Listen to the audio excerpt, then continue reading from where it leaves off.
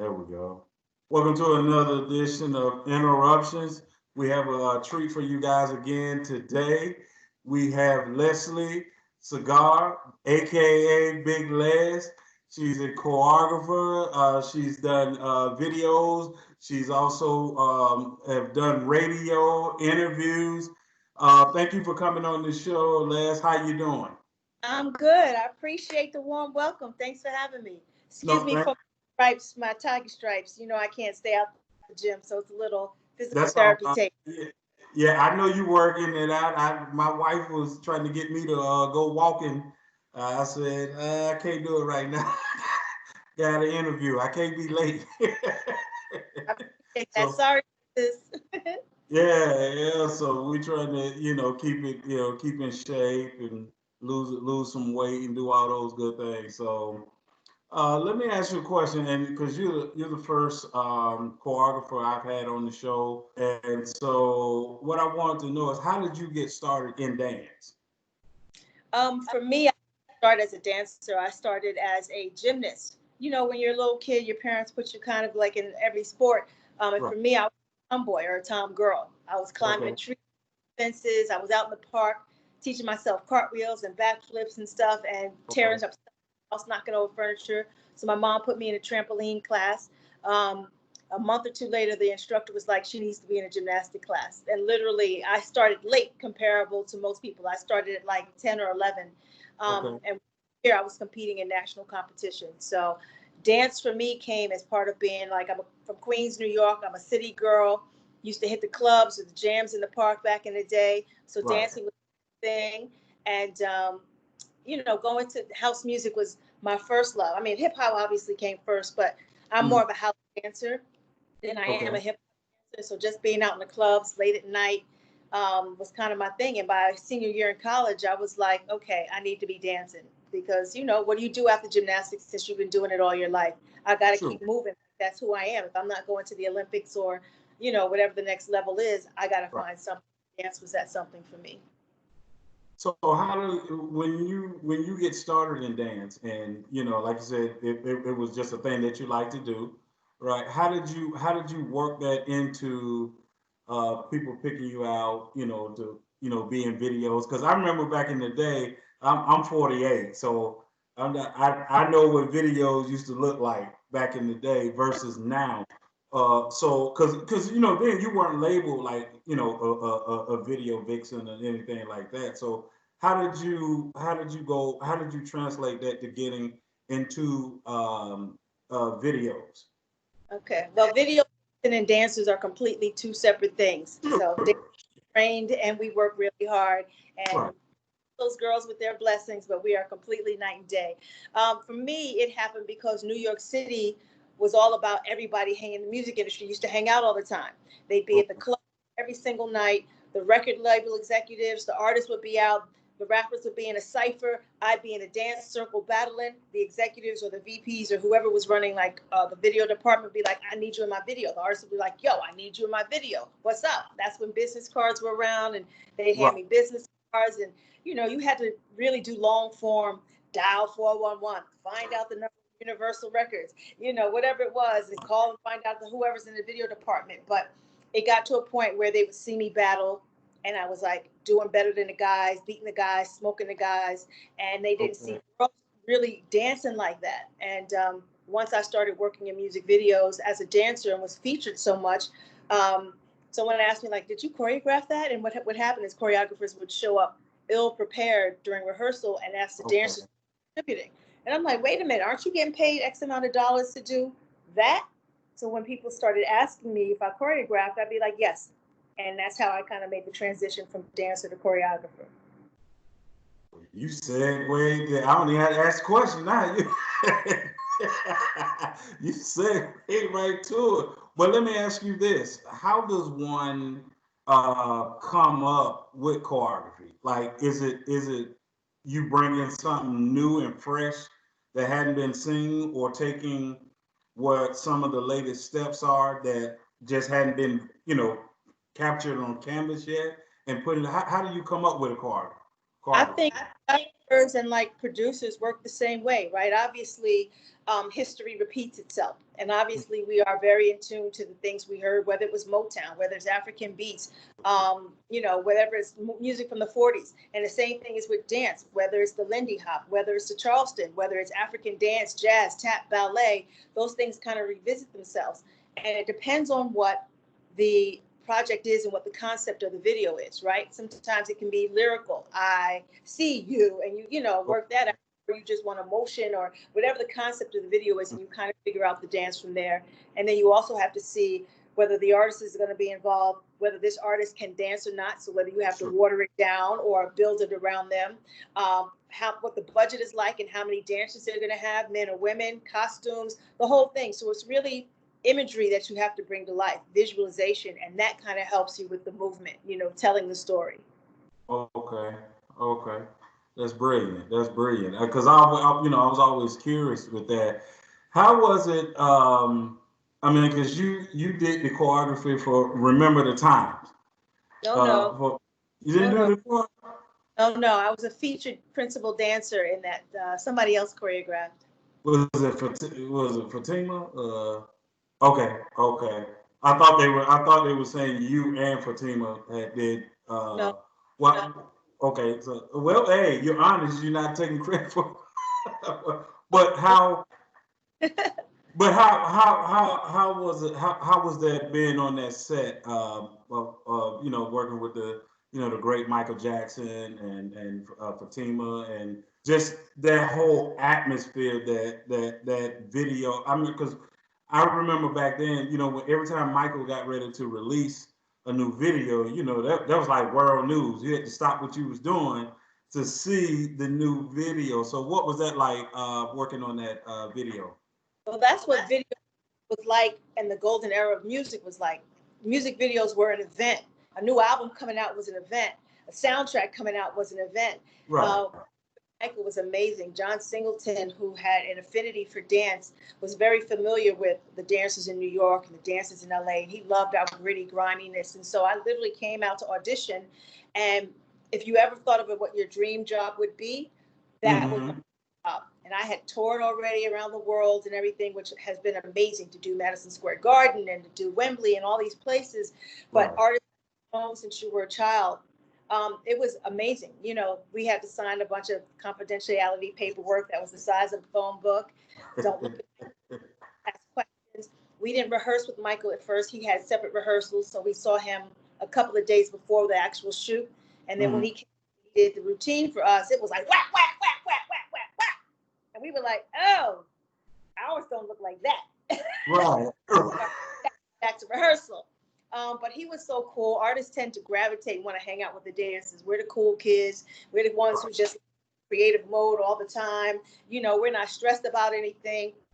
And the artists always want to kind of hang out with us because we don't need anything from them. You hire us, paperwork's done. All right, let's just party, dance, and groove. And he Right. really was talking to us the whole time. He was talking, he was cursing, he was laughing. And just being on that set, everybody came to visit. I mean, aside from Eddie Murphy being in it and Magic Jordan, all their friends. Half the Lakers would come, and this Hollywood person, and Right. everybody, all the supermodels, because Iman was like, it was a who of who's who. And Wow. rolling up to Universal Studios every day, looking at these big gates and not being like kicked off the set and walking onto a sound stage because I belong there. It don't get better than that from a girl from Queens who dreamed that as a little girl. That had to be surreal because just like you said, it became you sitting here auditioning to be in the video, like, oh, I'm gonna be in this video with Michael Jackson. Then it turns into, oh man, that's Magic Johnson, Eddie Murphy, Amani, and then like you said, then it becomes a big melting pot because the people that they know, everybody's coming on set, they want to see what's going on. Oh man, you're right. It don't get, it don't get no better. And even the night that it premiered, there was like a bunch of dancers and our friends. We were all staying in a hotel, telling our family 7 o'clock MTV premiere. Oh my God, you know what I mean? Because it's not like you text anybody. We didn't have none of that. It's not like you can put it on social media. So everybody Correct. at home in front of the TV. There's no DVRing. There's none of that. Oh And it no, no, you put that VHS in, night. and no, that's me right there. That's me right there. That's beautiful. That's beautiful. How was it? What was your experience like on working on the set with Mary J. Blige?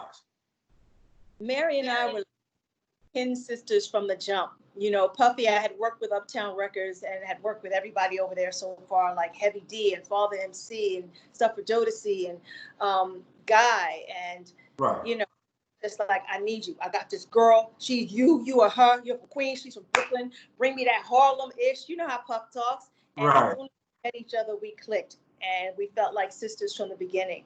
And as much as Mary will say that she doesn't dance or whatever, Mary is funky and soulful and original. And that's the kind of things that you use and you pull into the routine so that the artist can shine. So that's my girl. And I'm so happy for her and so proud of her. And on that video that you worked with her on, that was the thing that I liked about that video was it looked like Mary, like Right. it wasn't, you know, trying to make her fit into a dance routine or something, you know, that is not her. That just it didn't even really look like a dance routine. It Like just looked like girls hanging out on the block. I choreographed Real Love and You Remind Me. So both of right. those videos. And then we used to do all the shows. If like you go to YouTube, you'll see us at the Apollo and on Soul Train and all that other stuff. So Well, you did a great job, and that's why I said I could tell because it didn't look like, you know how some videos look choreographed or look like maybe they just need to stick to singing because they can't, like you say, move, and you created something that fit Mary that made it, look like she was just in her natural element. So that's big ups to always, you. oh, you look effortless for the superstar, you Right. know, but it's usually not. How did like my backdrop here? Did you know that was going to be iconic for you? For you, I had absolutely no idea. I was a fan of Otis Salid, the director. He had done School right? Day X and all the dance stuff, and I wanted to be a part of the Lindy Hop from Malcolm X, and I was on tour. And so by the time I got back, they'd already been in rehearsal. They had auditions and stuff. So I knocked on the door of where I found out where they were rehearsing at, just so I could meet him. And I got to do some extra work on Malcolm X. But you never know who's watching. My mother was always Right. like, you got to do your best because you never know who's watching. I don't even remember how he got my phone number, but he called me and he's like, I got this idea. You're the only person who can do it. Have faith in me. I don't have the job, but let's just create something and whatever. And we were in Brooklyn on cobblestone dancing for hours, backflipping for hours. And what's interesting is I think one version might have a flip, but I done like a gazillion flips. So when I saw the finished product, usually I'm just like, there are no flips in it, but it didn't need it. He caught every nuance perfectly. And when he submitted it into Fox, they were like, oh my God, we love it. Who knew 20, 30 years later, it's still in reruns. It's still, people notice me from the back. I'm like, wait, what? Yeah, that's me. It's crazy. So I take Because it. So the blessing about that, and I'm sure you appreciate it, is that you know how on some theme songs or for shows is that when they get into reruns, they kind of cut it because it's like, well, it's not live anymore, it's a rerun. They just kind of show a little bit and go right into it. When you watch Living Single, they have to show the intro. They have to show you, and we everybody, yeah, that big Lez right there. And that is such a treat that who would have thought just you dancing on an intro of a show coming on would be so iconic. But that's a testament of the work that you put in. And I tell you that dance routine you did, I tell you what I really liked about it was when you get to the very end, you kind of gave that sister girl when you walked off like you was through, like you might have been tired or something, and you just walked off. that's exactly what it was. It was like the 907th take, and I was exhausted. I was just like, woo! And was, but it's organic, and that's how Otis works. And that's why I just love everything that he does. Otis could pull me out of retirement right now if he were to call me, and I would lace up for him. That's how much respect and love I have for his genius. That it was on point. It was on point. How do you do the new choreographers, the new ones that are out there now? reach out to you, pick your brain, kind of, ask you about the business or even just some ideas? No, no, they found their own way. Like back when I was around, really Mm-hmm. before I started doing other things, there were no agencies. There was maybe an agency that came around a couple of years after I started being in the game. Now they Mm-hmm. have agencies. SAG and after unions are involved. They have people to actually hold their hand and negotiate their deals. However, with that being said, they're still fighting to get what they're deserved financially.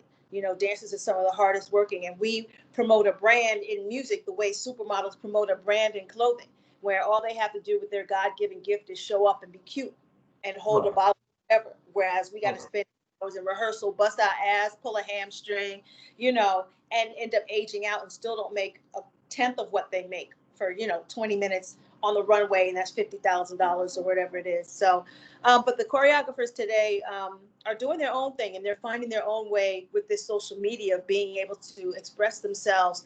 And I think now the competition is really thick because there are so many platforms and people have so much access to pick and choose their favorites, that you have to step your game up to be better than the next one. So So what do you? only when I run into them, someone recognizes me, they are like very gracious towards me, and I appreciate that. Yeah, well, that's only smart. You always pay homage to the people that came before you, to know, to be able to move forward. So I'm glad that people do that when they recognize you, that they do at least, recognize, you. And how do you feel with the progression of dance since you started? The progression, when you see all these new dance shows and what the kids are coming up with, how do you feel about the progression? I wish the dance shows were around when I was in the middle of my career, because literally my dancing also came from watching Solid Gold and Dance Fever, and then obviously Fame. And I got a chance to Oh, meet my Darcel Wynn, Solid Gold, who's a beautiful black statuesque woman with a long ponytail and legs. And she came on my radio show, and I literally just almost broke down because she is really the first reason why, if I didn't do gymnastics, I became a dancer.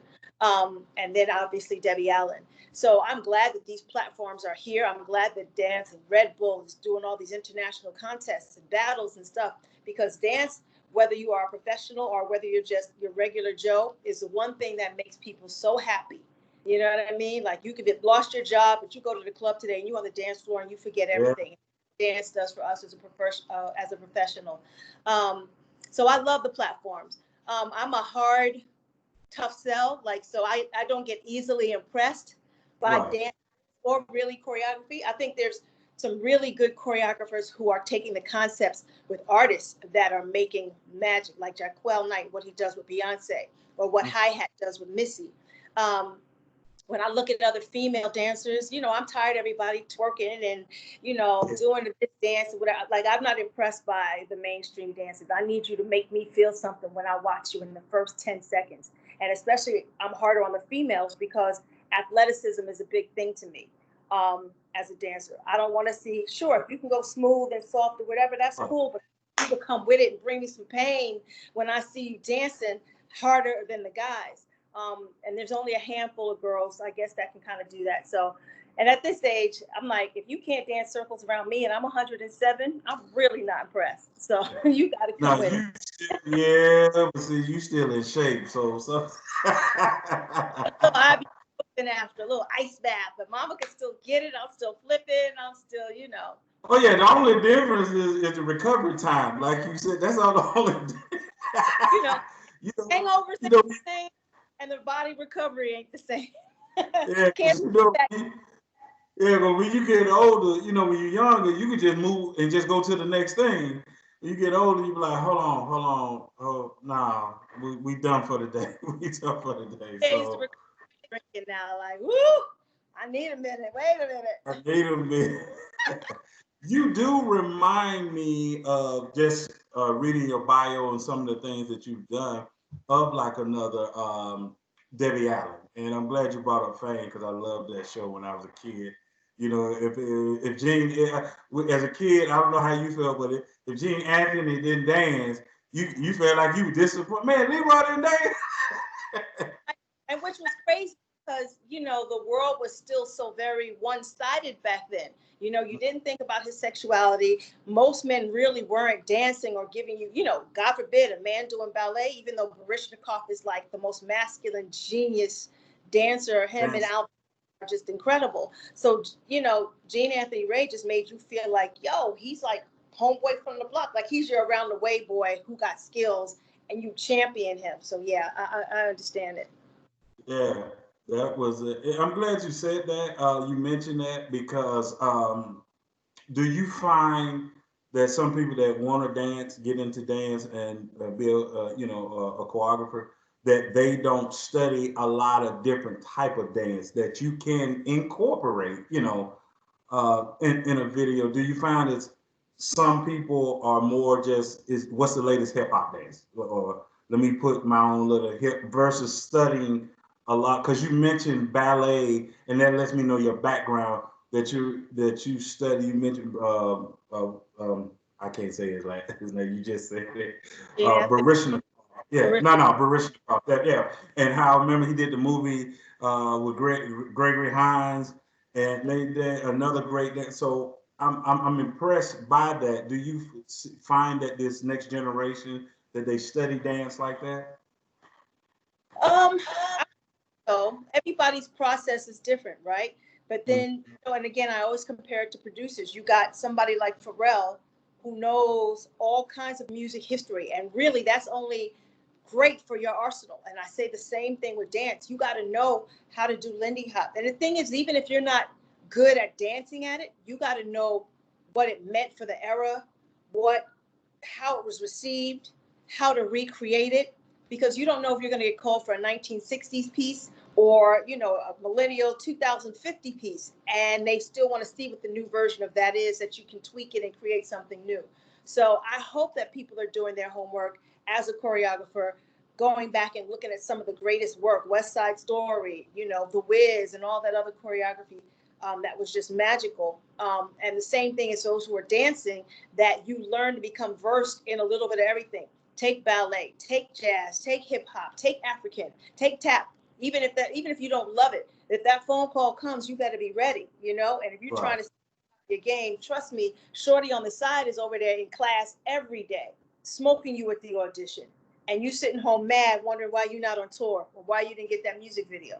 You got to get up before everybody else and do the work. And I think because of my gymnastic training and being an athlete, that separated me from the rest. My work ethic is completely different.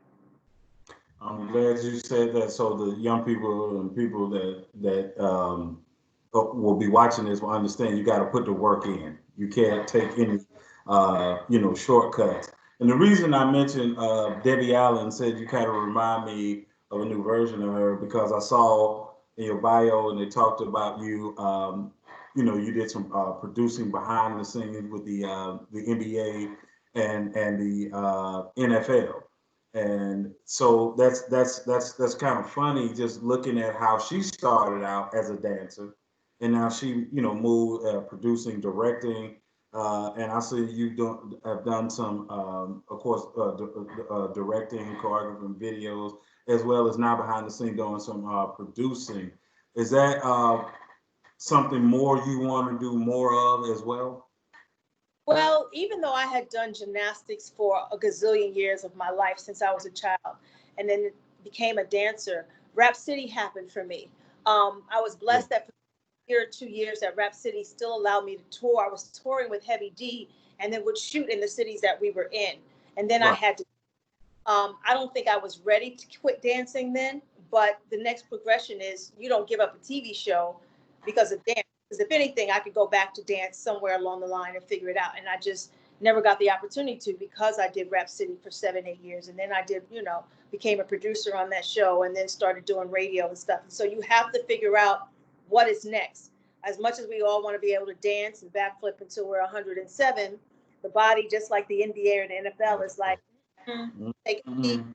So you got to know, just like you become a commentator, it's time for me to like spread my wings. So I've been really, she set the blueprint on what it is to transition out of dance. She's got her school. She's been producing and directing TV shows. So I've been directing my first documentary. So we've been shooting that. even through this COVID, just trying to do some Zoom interviews until we can all get back into the room again. So little by little, it's coming together. It's going to take a minute. Documentaries take a long time.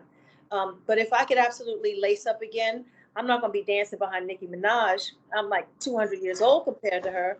But if I create or find a theater piece where I can perform on stage 5 nights a week, I absolutely would do it. I still have to get my action hero um, gig film off the list. That's my thing because I love Pam Grier and everything that she stood for. Right. Yeah. And I believe as I can still flip and be that chick, I still want that opportunity. So that's the one thing that I haven't achieved yet. You know, you need to. We need to probably link you up, unless you already know her. Probably link you up with Tanya Pinkins. I don't know her. That's she most memorable for the part in Above the Rim. She played Dwayne Martin's mother. She, Wait, in Above the Rim, she was the love interest for Leon. what do you think? I gotta remember that movie. I have to go back and look at it. I probably Well, but okay. the reason I say that is because she's got a new movie that that she directed, wrote, produced, executive producer, put the money up and everything, called Red Pill. And I saw the trailer for it. It's like it's intense. It's like a horror movie, but it's intense. It's intense. Good. And I think it's supposed to come out right around November, in the during the election time. And so the reason I said that because she talked about how she wants to keep doing that, you know, being in control of being able to put out her own content.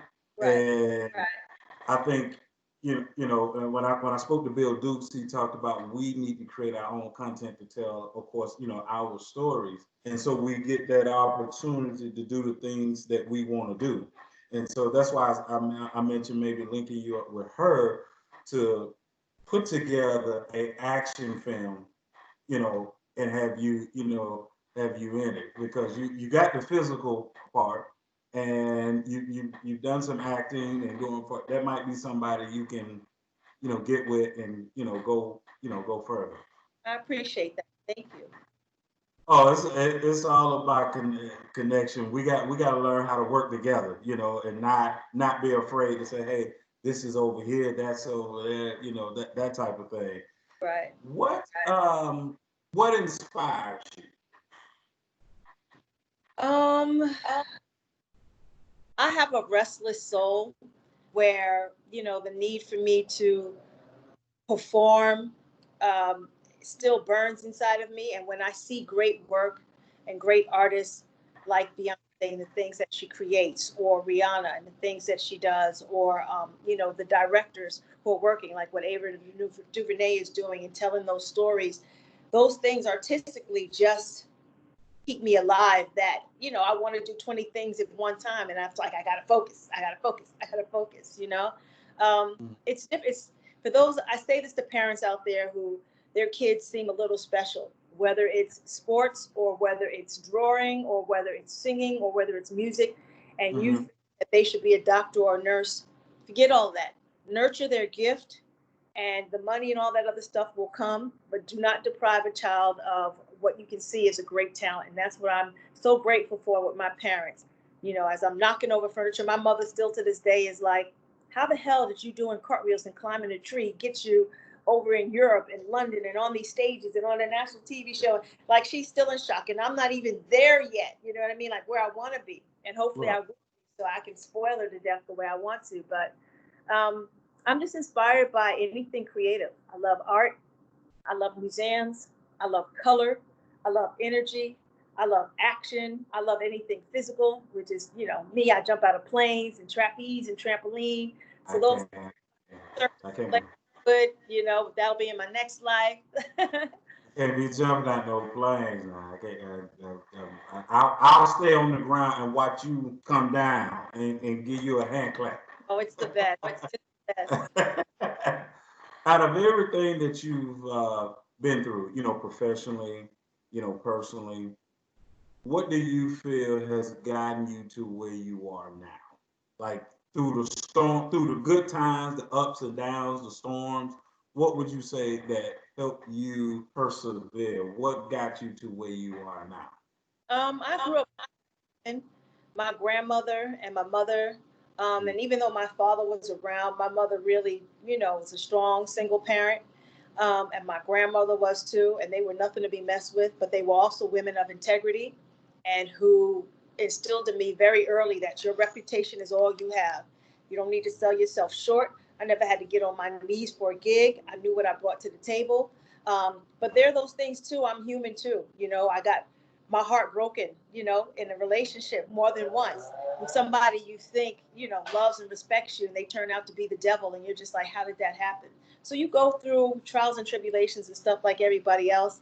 Right. Um, and again, you got to get to that mental health that where finally everybody's talking about, because what happens in this business, there are times where the phone stops ringing, no matter how gifted you are. And anybody who can tell you from the top of the food chain, the A-listers on down, there's a pocket where the phone just stops ringing and the wave of the industry changes and just like, but wait, I can still dance. But yeah, we're over here now, and you don't know what to do with that. You start to beat yourself up and have self-doubt and insecurity, or you think you did something wrong or somebody blacklisted you, and it's none of those things. And you just kind of have to prepare yourself to go on to the next thing. And again, it's like a breakup. It's like you got to deal with it, sit with it, Mm-hmm. remember it's not all your fault, that that other person or whatever has to be, to blame too, and then you move on.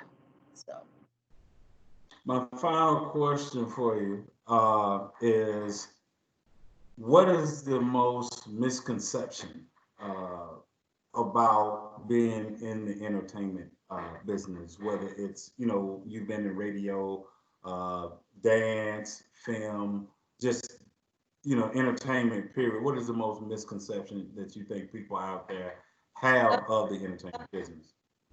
I'll say a couple of cliche things. Sure. That everything that glitters is gold. It's not. Mm-hmm. um, sure, it takes a long time. Anything that happens really fast can be over very fast. And so, for those of us who have had a long journey in this, and staying power did not come without a fight or without having to reinvent yourself or prove to somebody else again, that you are worthy and that you're talented or that I haven't aged out yet. Um, Also, that saying, it's like who you know, it's not who you know, it's who knows you. That's the part. I know a lot of people in this business, and sometimes they choose not to accept the call, even though they know I show up on time. I'm low maintenance. I've been professional. I do great work. But whatever somebody else's insecurities are, they can portray that on you, and they could be the gatekeeper and not want to give you a work because they're too busy holding on to whatever they got or whatever Right. feel, jealousy or whatever it is. So Mm-hmm. you have to know who you are. You have to know who you are in this business and out of this business. You have to really stay focused on your game and be prepared at any time that the phone could ring. Who knows who called me right after this? Ryan Coogler could be like, I saw that interview you did. Are you ready? I'm like, oh snap. Yup, I've been in the gym during this quarantine. I'm ready. Um, and you just gotta have to, try it. It's unfortunate. Back then, I had to make dance disappear for people to take me serious as a journalist. And I think Jennifer Lopez had to make dance disappear for you to take her serious as an actress. And then once you get there, then you can show all the things that you do. Yeah, I do radio. Yeah, I do TV. Yeah, I'm an actress. Yeah, I'm a gymnast. Yeah, you know. And so now they've embraced all the things that you can do. So um, just know who you are. Don't ever sell yourself out short. Make sure that you are respectable to everybody. Show up on time, um, and do it. Be prepared and be good to people. Be kind to people.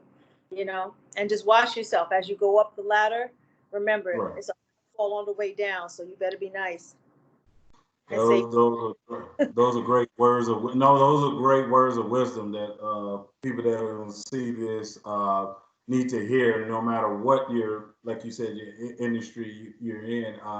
And you kind of said the same thing. I did an interview with sports analyst Chris Broussard, and he said something to the fact that he said a lot of people want to be where you are, and because they look at it and they see what you do and they, oh, I can do that, I can do that.